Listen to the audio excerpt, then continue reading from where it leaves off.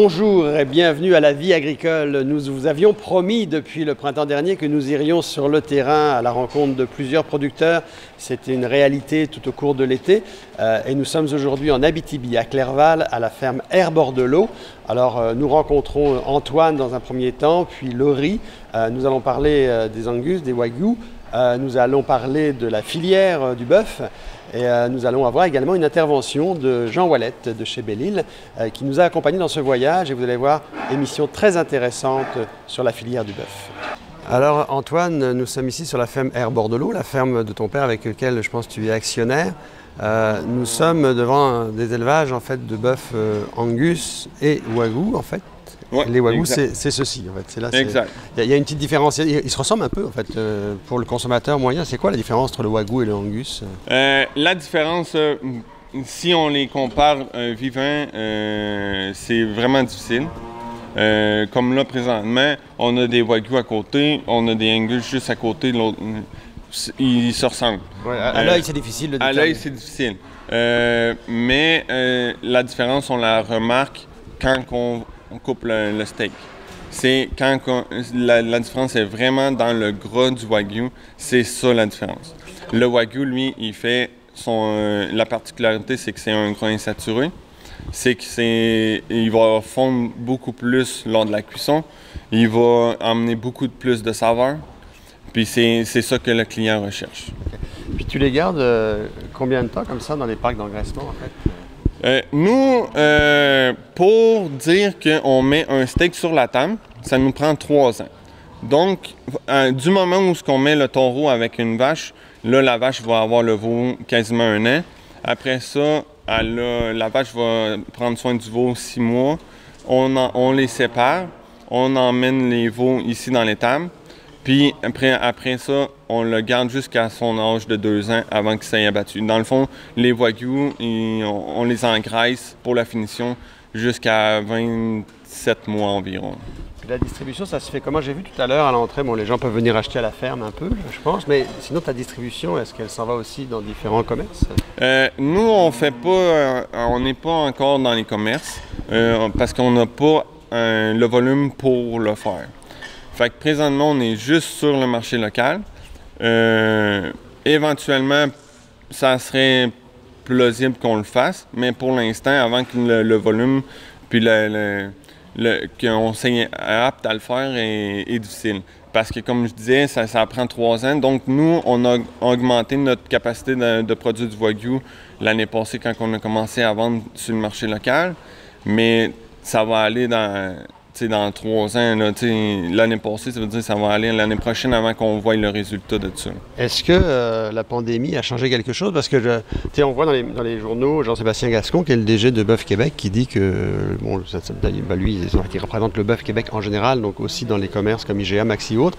Puis il mettait de l'avant le fait qu'il y a une consommation supérieure du bœuf actuellement. Est-ce que tu as senti que pendant la pandémie, les gens se sont rapprochés d'une certaine qualité de viande et donc du type de viande que tu fabriques?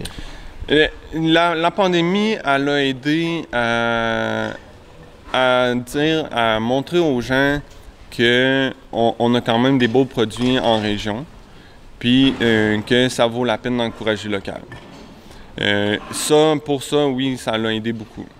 Parce qu'avant, les gens payer plus cher pour acheter local, c'était un peu plus compliqué. Maintenant, au marché public, les gens ne questionnent pas les prix. Sur la question de la main-d'œuvre, ça se passe comment? Est-ce qu'il y a des problématiques de main-d'œuvre aussi en Abitibi? Est-ce que vous le vivez, ça, cette problématique, quand on entend parler partout? Pour nous, la main-d'œuvre, on a une pénurie, mais depuis 2015, on a des travailleurs étrangers. Donc, on a des Guatémaltèques. Présentement, là, cet été, j'en ai 8. On joue entre 8 durant l'été puis 4-5 durant l'hiver. Est-ce qu'il y a des difficultés particulières pour faire venir, depuis la pandémie, faire venir les travailleurs étrangers? Oui, il y a toujours... Ils sont en retard. Nous, on était chanceux qu'on a quand même eu tous les gars qu'on avait demandé. Mais ils ont tous arrivé environ 1 mois à 1 mois et demi en retard. puis il y avait des frais supplémentaires. Ouais, ça, j'allais dire, parce que nous, on a reçu des informations de certains producteurs de la Abitibi-Témiscamingue qui disaient que les coûts avaient un petit peu explosé. Est-ce que ça a été le cas pour vous aussi? Oui, exact. Ça a été vraiment plus dispendieux pour faire venir les gars. Avez-vous eu des aides fédérales particulières par rapport à ça? Oui, ils nous ont aidés pour, entre autres, la quarantaine, mais en plus que ça, pas vraiment. Oui, je voulais savoir, Antoine, est-ce qu'il y a des problématiques particulières de la filière? Parce que, bon, on entend dire qu'aujourd'hui, il se fait moins de 100 000, 60 000, 70 000 bœufs par année au Québec, je pense à peu près, si je m'en réfère un peu aux chiffres que nous disaient Jean tout à l'heure, versus 200 et quelques mille il y a une quinzaine d'années. Est-ce que la filière du bœuf a une difficulté particulière par rapport à d'autres filières, d'après toi? Ou... Nous, pour le bœuf, la différence de d'autres secteur, c'est qu'on est sur le marché. Si le prix chute, nous, notre paye chute. On n'a pas une paye fixe là, qui rentre. Fait que nous, notre paye, c'est quand on vend, parce que nous, on fait du semi-fini. La finition, on fait juste pour le marché local présentement. Donc, nous, en semi-fini, quand les veaux sont rendus à 750 livres environ, on les vend pour un autre parc d'engraissement qui vont, eux, les finir pour après ça être abattu. Mais nous, notre paye annuelle est seulement quand on vend les veaux. Donc, on a une paye une fois par année, puis il faut survivre avec cette paye-là le reste de l'année. Et vous êtes donc en compétition avec des grands parcs d'engraissement de l'Ouest canadien ou de l'Amérique du Sud. Vous la sentez, cette compétition-là? Non, parce qu'on a quand même la possibilité de jouer avec eux autres. Le marché canadien, on est capable, si on décide qu'on voudrait vendre en Ontario ou au Québec, on a la possibilité de le faire. Si on voudrait vendre des veaux dans l'Ouest, la possibilité est là. Le prix va être quand même différent, mais la possibilité est là. Donc nous, comment que nous on fonctionne, c'est qu'on magasine où ce que le prix est meilleur, puis on vend dans cette direction-là. Puis de façon générale, le consommateur, il est prêt à payer plus cher pour la qualité de la viande, la race spécifique? Nous, on croit que le consommateur aime notre philosophie de dire que oui, ça va être un steak Wagyu, puis ça va être un steak Angus. Dans le fond, c'est que nous, on essaie de pousser le consommateur à savoir c'est quoi qu'il va manger. Pas juste dire c'est un steak. C'est ça qu'on essaie d'apporter, nous. C'est d'expliquer aux consommateurs, ça c'est une race, puis ça c'est une autre race. Puis ils goûteront pas toutes les deux la même affaire. Laurie, bonjour. J'étais tout à l'heure avec Antoine, on a discuté un petit peu de la race Wagyu, puis en fait des Angus, on a parlé un peu de la ferme Bordelot. Et je t'ai écouté tout à l'heure avec Jean Ouellet parler de la problématique du transport. Nous, ce qui nous intéresse à la vie agricole et à la VATV, c'est de comprendre comment on est passé en une quinzaine d'années de 200 et quelques mille têtes au Québec de bœuf à moins de 70 000. Quelle est la problématique? Tu semblais dire à Jean Ouellet tout à l'heure que tout ça était lié à une problématique d'abattage et de transport vers l'abattage. Bien, c'est sûr que quand on parle de finition, je pourrais pas dire globalement là, la chute du nombre de têtes, là, ça je pourrais pas me l'expliquer là, juste moi-même, mais ici, nous, ce qu'on vit, c'est que si on veut faire de la finition, si on veut augmenter notre troupeau, étant donné la demande là, de la viande là, locale, ça serait très difficile parce que soit qu'il va manquer de la place dans les abattoirs provinciaux, dans le sud de la province, donc soit nous, on fait affaire en Outaouais, en Montérégie, puis en Estrie, où est-ce qu'il y a de la disponibilité. Donc, on a un peu les mains liées là, par les abattoirs et tout ça. Si je voudrais faire abattre ici en région, je peux pas pour le moment.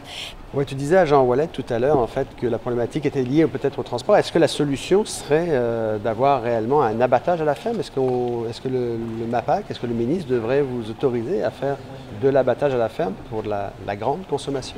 Bien, c'est sûr que dans un monde idéal, c'est ça qui serait la vraie solution. Nous, ici, on pourrait se faire une boucherie C1. On pourrait avoir des bouchers qui viendraient comme contractuels.